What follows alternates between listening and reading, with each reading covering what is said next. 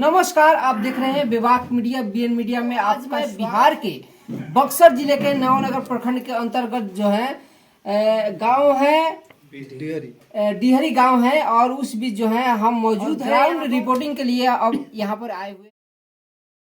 और यहाँ पर जो है संतोष मौर्य जी जो बुद्धा मिशन भारत के संचालक हैं और उन्होंने बुद्धा मिशन के तहत बहुत सारे कार्य किए हैं। बौद्धिक जो भी कार्य होते हैं उनके तहत ये संविधान दिवस भी इस साल मनाए हुए हैं। और उनके भाई, क्या नाम है भाई? उपेंद्र मौर्य जी और उनके लड़के हैं उर्विश मौर्य, जिनका जो है आज 12वीं है। और इस बीच जो है हमारे साथ तमाम लोग मौजूद हैं और इसको लेकर जो है हम बात करते हैं कि आज जो है मिलन समारोह एक तरह से बहुजन समाज का हुआ है। और इसको लेकर हम बात करते हैं बारी बारी से जो भी लोग आए हुए हैं। सबसे पहले हम शुरुआत करते हैं दादा सुदर्शन यादव बौद्ध जी से, जो भीम आर्मी के बिहार उपाध्यक्ष हैं। सबसे पहले बीएन मीडिया में आप बोलिए। सबसे पहले आपको और आपके चैनल को धन्यवाद जी। सबसे पहला आपसे सवाल रहेगा कि आज जो है बहुजन समाज का एक तरह से मिलन भी हुआ है, उसको लेकर जो है आप क्या कहना चाहिएगा इस जो है 12वीं? देखिए, ये संतोष जी का बहुत बढ़िया पहल है जी, कि जो बहुजन समाज को एकत्रित करने का बहुत हद तक प्रयास किए हुए हैं। हम चाहेंगे कि संतोष जी के रास्ते पर जितने भी ये कार्यक्रम जो देखे, सभी को चाहिए कि कार्यक्रम में बहुजन को इनवाइट करें और बहुजनों को संदेश दें कि इसमें एकता बने और हमारा जो भारत देश जो गुलामी के रास्ते पर चल पड़ा हुआ है उसे हम लोग किसी तरह से एकता के लेकर के हम लोग मुकाबला कर सकें। अभी जो है यहाँ पर बुद्धा मिशन भारत के तहत जो है संविधान दिवस मनाया गया, उसमें उसके बारे में आप क्या कहना चाहिएगा? बुद्धा मिशन आगे किस तरह से प्रगति कर रहा है या फिर क्या कमी है, बताइए। देखिए, बुद्धा मिशन जो है भारतवर्ष में एक खौलता हुआ तेल की तरह है जी, जो पूरा भारत खोल रहा है।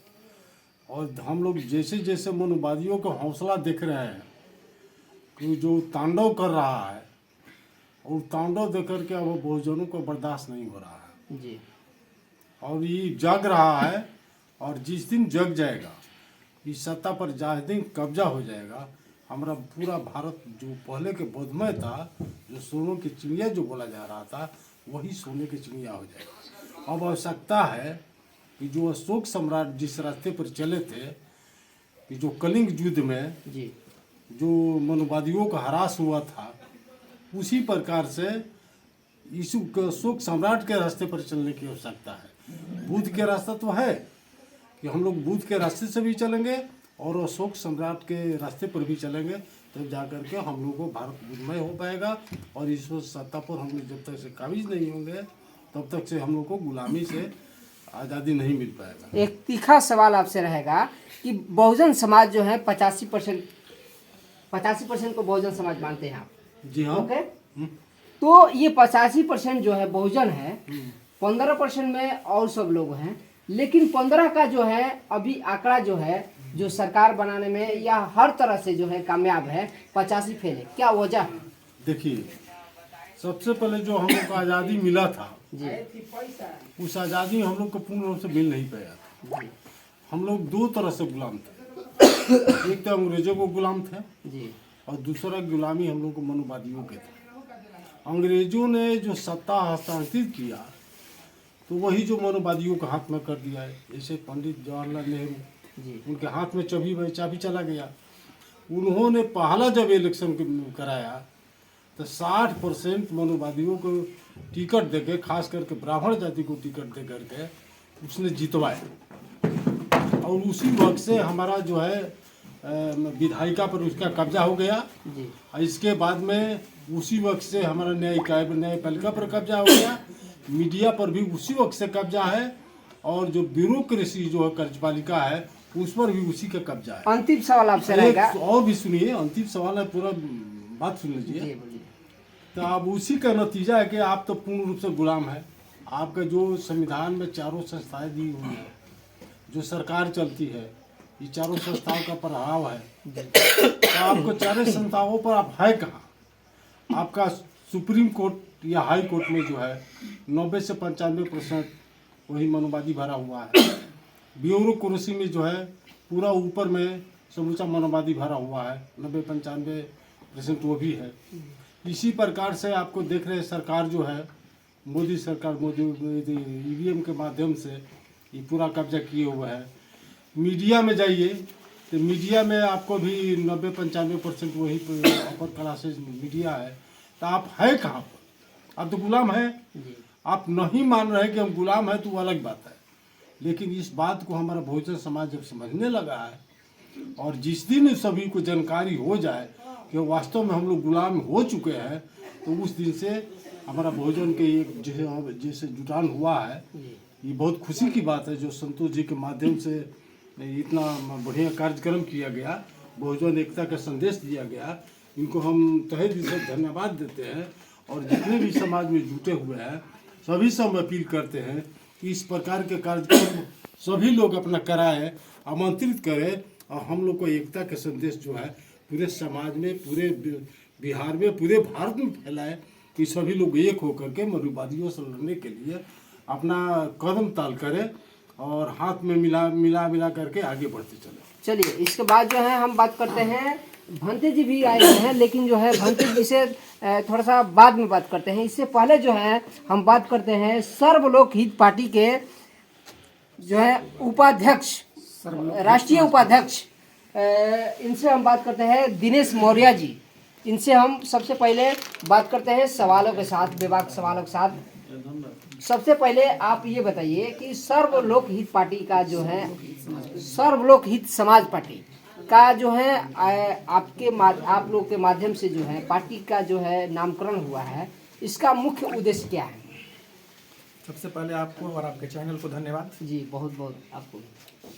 ये जो सर्वलोक हित समाज पार्टी है जी, ये सम्राट अशोक का जो गिरनार शिलालेख है जी, सर्वलोक हित से बढ़कर दुनिया में कोई बड़ा कार्य नहीं, उसी से ये वाक्य लिया गया है। जी, और इसका स्लोगन ही है सर्वलोक, यानी सब लोगों के लिए ये पार्टी जो है भारत में काम करेगी और सब लोग को साथ मिलेगी और सम्राट अशोक के शासन नीति को भारत में पुनः स्थापित करने के लिए इसका निर्माण किया गया। जी, आपसे दूसरा सवाल रहेगा कि आज जो है संतोष मौर्य जी के जो भतीजे का जो है आज बारहवीं है और उस भी जो है तमाम लोग आप भी यहाँ पर मौजूद हैं। इससे आपको एक तरह से मिलन समारोह, एक तरह से कहा जाए, इससे आपको क्या आपको सीख मिलती है, लोगों को क्या संदेश दीजिएगा? सबसे पहले संतोष जी को धन्यवाद देता हूँ। जी, संतोष जी के जो भाजे हैं उनकी लंबी उम्र की कामना करता हूँ। ये जो आपस में एक दूसरे का परिचय और सारे लोग एक जगह बैठ करके अपना वार्तालाप कर रहे हैं, ये एक बड़ी ही खुशी की बात है और मैं चाहूँगा कि ऐसे आयोजन होते रहना चाहिए जिससे हम 90%, 85% तो मैं नहीं कहूँगा, 90% के लोग एक जगह इकट्ठा हो और अपने आपस में तालमेल बना करके भारत में पुनः सम्राट अशोक के शासन को स्थापित करने के लिए एकजुट होकर काम करें, ये मेरी कामना है। बहुजन समाज के लिए आप क्या कहिएगा? बहुजन समाज जो 85% होते हैं, बहुजन समाज जो है, देखिए 85% और 90% अगर देखा जाए तो अभी EWS लागू हुआ है जी, 10% आरक्षण दिया गया है, तो ये लोग तो खुद क्लियर कर रहे हैं कि मैं 10% हूँ क्योंकि 10% मुझे आरक्षण मिल रहा है। तो यहाँ 85% की बात तो गौण हो जाती है, 90% की बात आती है क्योंकि 90% ये जो बहुजन समाज है इसकी संख्या वास्तव में 90%, वास्तव में 90%, वास्तव में 90%, क्योंकि जगदेव बाबू ने 90 और 10 की लड़ाई लड़ी थी और बहुत ही बड़ा क्रांति था। और मैं चाहता हूँ कि जो जगदेव बाबू ने ये क्रांति का आगाज किया था, ये पूरा बहुजन समाज अगर उस विचारधारा को समझ जाए तो आज भारत में पुनः जो आज सत्ता में लोग बैठे हुए हैं उनको एक सेकेंड नहीं लगेगा सत्ता छोड़कर के उनको भागना पड़ेगा। क्यों? क्योंकि उनको सत्ता में स्थापित करना हमारा ही काम है। हमारे ही बहुजन समाज से, श्रमण समाज से लोग चयनित करके जाते हैं और उनको सत्ता में बैठाते हैं। अगर देखा जाए तो आज जो संसद में जितने सांसद हैं, इतनी भारी संख्या है ये श्रमण समाज की, जिस दिन चाहे उस दिन तो छोड़ दीजिए, जिस सेकेंड चाहे उस सेकेंड में ये जो केंद्र की सरकार है उसी दिन धराशायी हो जाए। लेकिन इस समाज के जो अपने आप को लीडर कह रहे हैं, वो लीडर न बन करके चाटुकार की भूमिका अदा कर रहे हैं। चाटुकार की भूमिका अदा कर रहे हैं। लेकिन मैं नौजवानों से आग्रह करूंगा कि आज के जो नौजवान हैं, इतिहास को समझें, भारत की पहचान को बरकरार रखने के लिए अपने आप को आगे करें, क्रांति में शामिल हों और ये सारी जो व्यवस्थाएं हैं उसको धराशायी करने के लिए आगे आए। अंतिम सवाल आपसे जरूर दर्शकों को आप बताइए कि भारत पहले पूर्ण बौद्धमय था, बिल्कुल, लेकिन आज जो है मनवादी के जंजाल में, उनके जाल में जकड़ा हुआ है, और इससे कैसे निजात पाया जाए? देखिए, ये एक बहुत ही बड़ा सवाल है अपने आप में जी, क्योंकि भारत जो पहले का भारत था जी, जिसको विश्व गुरु कहा जाता है, सोने की चिड़िया कहा जाता है, विश्व विजेता का ताज मिला हुआ है, लेकिन आज पूरे जनमानस में ऐसे ढोंग पखंड को स्थापित कर दिया गया है कि लोग उसी को सच्चाई समझ रहे हैं। लेकिन अगर सच्चाई को पता करना है तो भारत के पूरा प्राचीन इतिहास को पढ़ना होगा, और जब हम प्राचीन इतिहास को पढ़ेंगे, हम क्या थे इसको अगर समझ जाएंगे, उसी दिन ये हम लोग ढोंग पाखंड से मुक्ति प्राप्त कर लेंगे और ये जो सिस्टम चल रहा है ये खुद ब खुद समाप्त हो जाएगा। चलिए, इसके बाद जो है हम बात करते हैं वैवागिक साथ जो है भंते जी, जो बुद्ध विहार कणसर की धरती यानी शाहाबाद की बुद्ध विहार कणसर की धरती बुद्ध विहार कणसर से आए हुए हैं, और इनका ट्रस्ट है नाग संस्कृति बुद्ध विहार चैरिटेबल ट्रस्ट के बैनर तले ये जो है पूरे भारत में अपना विस्तार कर रहे हैं। बौद्ध में बनाने के लिए जो है ये चारों तरफ भ्रमण कर रहे हैं, बोध गया में हो, इंटरनेशनल पैलेस हो, हर जगह जो है अपने बुद्धिज्म के माध्यम से लोगों को जो है जगा रहे हैं। हम उनसे सबसे पहले बात करते हैं। आज जो है आप संतोष जी के भतीजे के जो है 12वीं में आए हुए हैं, आपका बीएन मीडिया में स्वागत। सबसे पहले बहुत बहुत धन्यवाद बीएन मीडिया और बैजनाथ जी को हम धन्यवाद देते हैं तहे दिल से जी, और उनको ज़्यादा धन्यवाद देते हैं जो हमको जो बुलाए हैं संतोष पीछे लेकर और इनकी भतीजा का जो जन्म की खुशी में बहुजन मिलन समारोह में लोग बुलाए हैं। बिल्कुल बिल्कुल, बहुजन मिलन समारोह। बहुजन में मतलब एक जाति के लोग यहाँ नहीं है, लगता है SC ST OBC के लोग यहाँ मौजूद हैं। ये बहुत अच्छा लगा। अभी तक जितने लोग बुलाते थे भोज में, खुशी के दिन में, एक जाति के लोग बुलाते थे, मगर संतोष जी ने ऐसा काम नहीं किया, सब लोगों को बुलाने का काम किया, ताकि जब तक अपना समाज एक जगह नहीं आएगा। यहाँ अलग अलग संगठन वाले हैं, चाहे राजनीतिक संगठन वाले लोग भी आए थे तो राजनीतिक संगठन वाले हैं, मगर एक जाति से नहीं, कई संगठन वाले एक जगह बैठ के चिंतन मंथन करने की बात है। और जो हमारे लोग केवल कारण बताते हैं मगर उसका निवारण, अभी हमारे जितने लोग हैं केवल कारण बताते हैं मगर कैसे निवारण हो इस पर चर्चा नहीं करते हैं। उसके लिए बाबा साहब ने निवारण की बात कहें। और मानव कांसीराम ने भी एक बात बोले थे, हमको सम्राट अशोक जैसा भारत, सपनों का भारत बनाना है। तो सम्राट अशोक जैसे सपनों का भारत कैसे बनेगा? इस तरह बनेगा। बाबा साहब कहें दो बात पर बात याद रखिए, जो लोग अपने पूर्वजों के इतिहास को भूल जाते हैं वो अपना इतिहास नहीं बना सकते, वो हमेशा हमेशा के लिए गुलाम हो जाते हैं। फिर बाबा साहब आगे कहते हैं, गुलामों को गुलामी का एहसास कराओ, गुलामी के बेड़ी को तोड़ देगा। तो जितने हमारे बहुजनों को चिंतन मंथन करने वाले जो बात करते हैं, 85 हो या 90% हो, जितने संगठन के लोग हैं जो 90% के बात करते हैं, गांव-गांव में बहुजन समाज को जाकर गुलामी का एहसास जब तक कराएंगे नहीं, तब तक हम लोग भारत को बौद्धमय भी बना नहीं सकते हैं और देश पर कब्जा भी नहीं कर सकते हैं। तो देश पे कब्जा करना है और भारत को बौद्धमय बनाना है तो गाँव-गाँव में कैडर क्लास शुरू किया जाए। आपस में जो अलग अलग जो डफली बजा रहे हैं, जो हमारा नाग संस्कृति बुद्ध विहार है, भीम आर्मी है, स्वरलोक, ये जितने संगठन हैं, राजनीतिक संगठन हो या गैर राजनीतिक संगठन, सबको एक आंगन में एक खंभे के नीचे आकर संकल्प लेना पड़ेगा, तब हम लोगों का सम्राट अशोक जैसा सपनों का भारत बनेगा और फिर देश सोने की चिड़िया बनेगा और भारत बनेगा। लेकिन जो है थोड़ा सा एक सवाल, अंतिम सवाल रहेगा कि जो है अभी तो बात होती है कि जो है सब लोग जो है एक प्लेटफॉर्म पर आएंगे, लेकिन जो ही जब चुनाव का समय आता है अलग अलग जो है लोग जो है डफली बजाना चालू कर देते हैं और उस बीच जो है लोग जो है तितर बितर हो जाते हैं और अंतिम से जो है 10% जिसको कहा जाए 10% की सरकार बन जाती है। इस पर आप क्या कहिएगा? तो कौमी के आधार होते हैं ना, तो कौमी के आधार होते हैं तो पहले आप चिंतन मंथन कर लीजिए जी। हाँ, सोना को पिघलाइए, पिघलाने के बाद उसमें सुहागा मारिए, अगर चमक निकलता है और सोना सोना दिखाई देता है तो उसको परख कीजिए। और जब तक परखने के लिए तो 2 चीज़ बनना पड़ेगा, 1 नंबर पर कुम्हार, 2 नंबर पर सुनार। कुम्हार और सुनार जब तक नहीं बनिएगा, कुम्हार सुनार, हाँ, कुम्हार और सुनार नहीं बनिएगा तब तक असली और नकली का पहचान नहीं होगा।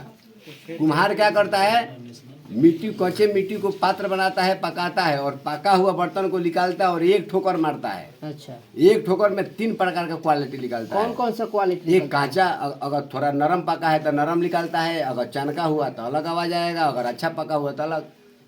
समझ गए? तो 3 प्रकार का आवाज से सही चीज को निकालिए और पता चलेगा यही हमारा समाज अच्छा साथ दे सकता है। और सही सुनार होगा ना तो देखते बताएगा ना ये जो जेवर है ना सोना नकली है, पालिश करके आया है तो असली में सोना है। तो सुनार और कुम्हार बनिए, सत्ता आने में देरी नहीं लगेगा, भारत बोधमय बनने में देरी नहीं लगेगा। मगर हमारे जैसे भिक्षु संघ जो है ना वो प्रचार प्रसार नहीं कर रहे हैं, सब बोध गया में हावी हैं विदेशियों का दान लेने के लिए, है ना। तो भिक्षु लोग बोध गया को छोड़ो और गाँव की तरफ जाओ, प्रचार प्रसार करो, यही हम अंतिम संदेश देते हैं। चलिए, आप देख रहे थे बीएन मीडिया पर जो है लोगों का जो है एक्सक्लूसिव इंटरव्यू और इसके बाद जो है हम आपसे करेंगे। थोड़ा सा एक व्यक्ति आए हुए हैं, बहुत दूर से आए हुए हैं, कहाँ से हैं? अच्छा, तो मेरा घर सलासला मोडिया है। अच्छा, लेकिन हम रहते हैं बिहिया। अच्छा, बिहिया में जी। आप जो है कैसे कैसे यहाँ पर आना जी, हुआ? हम मतलब अभी बता रहे हैं शहीद जगदेव राजनीतिक जागरूकता मंच से हैं जी। और जो सिस्टम है सौरभ जी का है और हमारा संदेश है बहुजनों के हित के लिए, बहुजनों के हित के लिए संघर्ष को कटिबद्ध रहे हैं।